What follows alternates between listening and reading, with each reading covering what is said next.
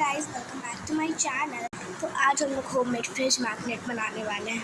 चलिए बनाते हैं और नेक्स्ट वीडियो में मैं आपको अपना मैग्नेट कलेक्शन भी दिखाऊंगी।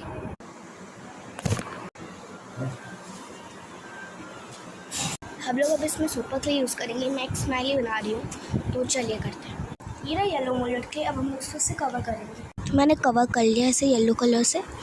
हम इसमें आईज और स्माइली बनाएंगे। ये डन है, लेकिन अब हम लोग इसमें कुछ डिटेलिंग ऐड करेंगे। So guys, this is ready. So guys, मैंने इसमें मैग्नेट पे लगा दिया। अब हम लोग इसके ड्राई होने का वेट करेंगे। So guys, this is the final look magnet लगा के। अब मैं आपको नेक्स्ट वीडियो में अपना मैग्नेट कलेक्शन दिखाऊंगी।